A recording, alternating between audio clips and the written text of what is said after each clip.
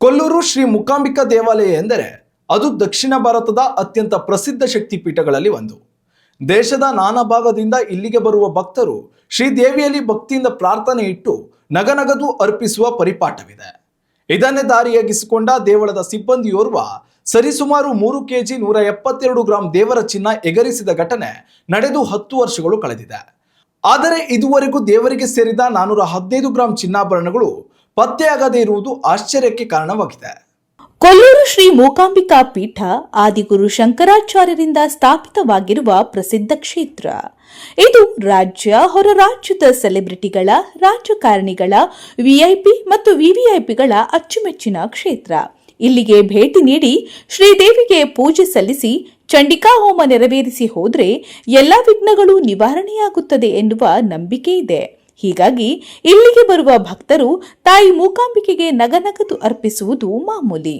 ಇದನ್ನೇ ದೇವಳದ ಆದಾಯವನ್ನೇ ಖರ್ಚಿನ ದಾರಿಯಾಗಿಸಿಕೊಳ್ಳಬಹುದು ಎಂದು ಅರಿತ ದೇವಳದ ಶಿವರಾಮ ಮಡಿವಾಳ ಜೊತೆಯಲ್ಲಿ ದೇವಳದ ಕಂಪ್ಯೂಟರ್ ವಿಭಾಗದಲ್ಲಿ ಕೆಲಸ ಮಾಡುತ್ತಿದ್ದ ಗಂಗಾಧರ್ ಹೆಗ್ಡೆ, ಪ್ರಸಾದ್ ಆಚಾರ್, ಗಣೇಶ್ ಪೂಜಾರಿ ಹಾಗೂ ನಾಗರಾಜ್ ಶೇರುಗಾರ್ 2016ರಲ್ಲಿ ಕೊಲ್ಲೂರಿನ ಶ್ರೀ ಮೂಕಾಂಬಿಕಾ ದೇವಸ್ಥಾನದ ಲಾಕರ್ನಿಂದ ಲಕ್ಷಾಂತರ ಮೌಲ್ಯದ ಚಿನ್ನಾಭರಣ ಯಾಮಾರಿಸಿದ್ರು.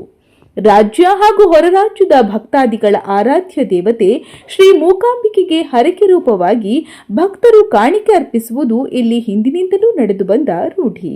ಮೂಕಾಂಬಿಕಾ ದೇವಸ್ಥಾನದಲ್ಲಿ ಕಾಣಿಕೆ ಅರ್ಪಿಸಲು 2 ವಿಧಾನಗಳಿದ್ದು, ಕೆಲವರು ಹುಂಡಿಯಲ್ಲಿ ನೇರವಾಗಿ ತಮ್ಮ ಕಾಣಿಕೆ ಅರ್ಪಿಸಿದರೆ, ಕೆಲವರು ಸೇವಾ ಕೌಂಟರ್ ನಂಬರ್ 1ರಲ್ಲಿ ಆಭರಣಗಳನ್ನು ಕಾಣಿಕೆಯಾಗಿ ನೀಡ್ತಾರೆ. ಕೌಂಟರಿನಲ್ಲಿ ನೀಡುವ ಕಾಣಿಕೆಗೆ ಸ್ವೀಕೃತಿ ರಸೀದಿ ನೀಡುವ ಕ್ರಮವಿದೆ. ಆದರೆ ತಾವು ನೀಡಿದ ಕಾಣಿಕೆಗಳಿಗೆ ರಸೀದಿ ಪಡೆದುಕೊಳ್ಳದೇ ಇರುವ ಹಲವು ಭಕ್ತರನ್ನ ಕೌಂಟರ್ ನಂಬರ್ 1ರಲ್ಲಿ ಕೆಲಸ ಮಾಡುತ್ತಿದ್ದ ಶಿವರಾಮ ಹಾಗೂ ಆತನ ಗ್ಯಾಂಗ್ ಗಮನಿಸಿ ಈ ಕೃತ್ಯ ಎಸಗಿತ್ತು. ಒಟ್ಟು 3 kg 172 ಗ್ರಾಂ ಚಿನ್ನ ದೇವಳದಿಂದ ಈ ಖದೀಮರು ಕಳವು ಮಾಡಿದ್ರು. ಕಳವು ಪ್ರಕರಣ ಬೆಳಕಿಗೆ ಬರ್ತಾ ಇದ್ದಂತೆ ದೇವಳದ ವತಿಯಿಂದ ದೂರು ದಾಖಲಿಸಿದ್ರು. ಅಂದಿನ ಎಸ್ಪಿ ಅಣ್ಣಾಮಲೈ ನೇತೃತ್ವದಲ್ಲಿ ತನಿಖೆ ಆರಂಭಿಸಿ 2012ರಿಂದ 2016 ಫೆಬ್ರವರಿ 29ರವರೆಗೆ ಕೌಂಟರ್ ನಂಬರ್ 1ರಲ್ಲಿ ಭಕ್ತರು ನೀಡಿದ ಚಿನ್ನಾಭರಣಗಳ ಲೆಕ್ಕಾಚಾರ ಮಾಡಿದಾಗ ಅದರ ಒಟ್ಟು ತೂಕ 3 kg 172 ಗ್ರಾಂ ಆಗಿತ್ತು. ಪ್ರಕರಣ ದಾಖಲಾದ ಬಳಿಕ ದೇವಸ್ಥಾನದಲ್ಲಿ ಪರಿಶೀಲನೆ ಮಾಡಿದಾಗ ಮೊದಲು 651 ಗ್ರಾಂ ಹಾಗೂ ನಂತರ 430 ಗ್ರಾಂ ಚಿನ್ನಾಭರಣ ಸಿಕ್ಕಿತ್ತು. ಆರೋಪಿ ಶಿವರಾಮ್ ನೀಡಿದ ಮಾಹಿತಿಯ ಆಧಾರದಲ್ಲಿ ಕೊಲ್ಲೂರು, ಕುಂದಾಪುರ, ಗಂಗೊಳ್ಳಿ, ಬೈಂದೂರು ಮುಂತಾದ ಕಡೆಗಳಲ್ಲಿ ವಿವಿಧ ಬ್ಯಾಂಕ್ ಹಾಗೂ ಸೊಸೈಟಿ, ಫೈನಾನ್ಸ್ ಮೊದಲಾದೆಡೆ ಅಡವು ಇಡಲಾಗಿದ್ದ 2 kg 240 ಗ್ರಾಂ ಚಿನ್ನಾಭರಣಗಳನ್ನು ವಶಪಡಿಸಿಕೊಳ್ಳಲಾಗಿತ್ತು.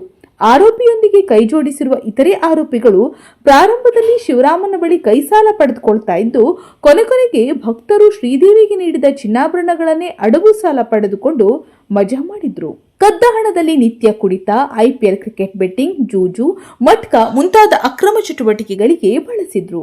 ಪ್ರಕರಣ ನಡೆದು ಇದುವರೆಗೂ ಸರಿಸುಮಾರು 10 ವರ್ಷಗಳು ಕಳೆದರೂ ದೇವಳದ ಚಿನ್ನ ಕಳುವು ಪ್ರಕರಣದಲ್ಲಿ ನಾಪತ್ತೆಯಾಗಿರುವ ಚಿನ್ನಾಭರಣಗಳ ಪೈಕಿ ಇನ್ನೂ 415 ಗ್ರಾಂ ಚಿನ್ನಾಭರಣಗಳು ಪತ್ತೆಯಾಗಿಲ್ಲ.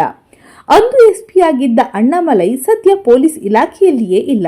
ಇನ್ನು ಹೊಸ ಆಡಳಿತ ಮಂಡಳಿ ಕಾರ್ಯನಿರ್ವಹಿಸ್ತಾ ಇದ್ದು, ಚಿನ್ನ ಕಳುವು ಪ್ರಕರಣದ ಕುರಿತು ಯಾವುದೇ ಸ್ಪಷ್ಟ ಮಾಹಿತಿ ಇಲ್ಲ ಎನ್ನುವಂತಾಗಿದೆ. 2015-16ನೇ ಇಸ್ವಿಯಲ್ಲಿ ಆದಂತ ಪ್ರಕರಣ ಅಂತ ಹೇಳ್ತಾರೆ.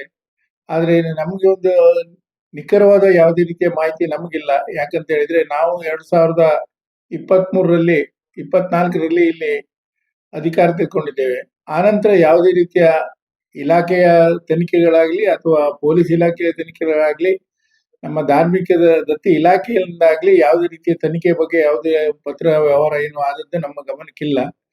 ಇದನ್ನ ಈಗ ಸೋಷಿಯಲ್ ಮೀಡಿಯಾದಲ್ಲಿ ನಾವು ಇದನ್ನೆಲ್ಲ ನೋಡ್ತಾ ಇದ್ದೇವೆ. ಮುಂದಿನ ದಿನಗಳಲ್ಲಿ ಇದು ಒಂದು ಪಾರದರ್ಶಕವಾದ ತನಿಖೆ ಆಗುವುದಾದ್ರೆ ದೇವಸ್ಥಾನದ ವತಿಯಿಂದ ಮತ್ತು ನಮ್ಮ ವ್ಯವಸ್ಥಾಪನಾ ಸಮಿತಿಯ ವತಿಯಿಂದ ನಾವು ಪೂರ್ಣ ಸಹಕಾರವನ್ನ, ಬೆಂಬಲವನ್ನು ಕೊಡ್ತೇವೆ ಅಂತ ನಾನು ಹೇಳಲಿಕ್ಕೆ ಬಯಸ್ತೇನೆ.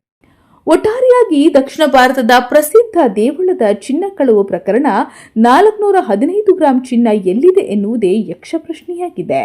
ಈ ಪ್ರಕರಣ ತಾನಾಗಿಯೇ ಮೂಲೆ ಸೇರಿದೆ ಅಥವಾ ಉಳಿದ ಚಿನ್ನ ಯಾರ ಕೈ ಸೇರಿತು ಎನ್ನುವ ಮಾಹಿತಿಗೆ ಉತ್ತರ ಆ ದೇವಿಯೇ ನೀಡಬೇಕಿದೆ. Ashwath Acharya, news next, Udupi. ಉತ್ತಮ ಸಂಸ್ಕಾರಯುತ ಶಿಕ್ಷಣದೊಂದಿಗೆ VSS English medium CBSE school Udupi Muddur. ನರ್ಸರಿಯಿಂದ 10ನೇ ತರಗತಿವರೆಗೆ ಶಿಕ್ಷಣದ ಜೊತೆಗೆ 5ರಿಂದ 10ನೇ ತರಗತಿವರೆಗಿನ ವಿದ್ಯಾರ್ಥಿನಿಯರಿಗೆ ಉತ್ತಮ ಹಾಸ್ಟೆಲ್ ಸೌಲಭ್ಯವೂ ಇದೆ. ನಿಮ್ಮ ಮಕ್ಕಳ ಪ್ರವೇಶಾತಿಗಾಗಿ ಈ ಸಂಖ್ಯೆಗೆ ಕರೆ ಮಾಡಿ.